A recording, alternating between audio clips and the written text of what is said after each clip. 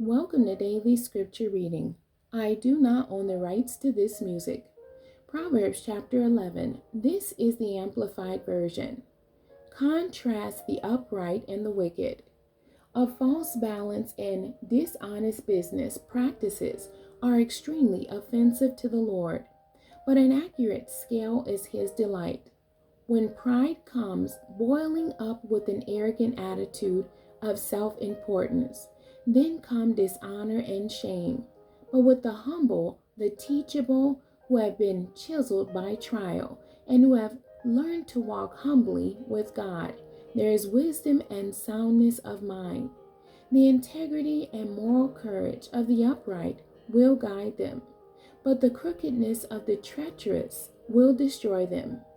Riches will not provide security in the day of wrath and judgment, but righteousness rescues from death. The righteousness of the blameless will smooth their way and keep it straight, but the wicked will fall by his own wickedness.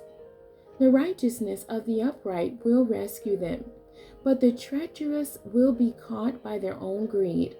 When the wicked man dies, his expectation will perish, and the hope of godless strong men perishes. The righteous is rescued from trouble, and the wicked takes his place. With his mouth, the godless man destroys his neighbor, but through knowledge and discernment, the righteous will be rescued. When it goes well for the righteous, the city rejoices, and when the wicked perish, there are shouts of joy. By the blessing of the influence of the upright, the city is exalted, but by the mouth of the wicked it is torn down.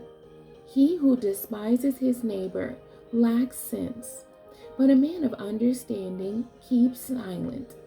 He who goes about as a gossip reveals secrets, but he who is trustworthy and faithful keeps a matter hidden.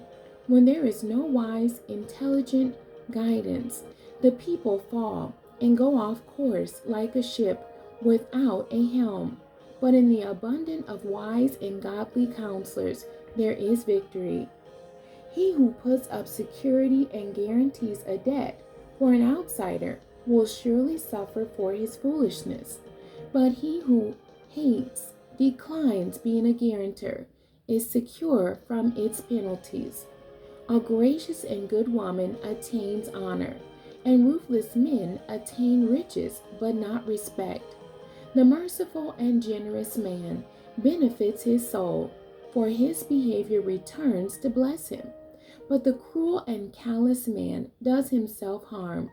The wicked man earns deceptive wages, but he who sows righteousness and lives his life with integrity will have a true reward that is both permanent and satisfying.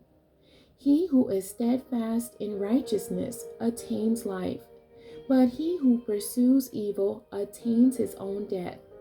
The perverse in heart are repulsive and shamefully vile to the Lord, but those who are blameless and above reproach in their walk are his delight. Assuredly, the evil man will not go unpunished, but the descendants of the righteous will be freed.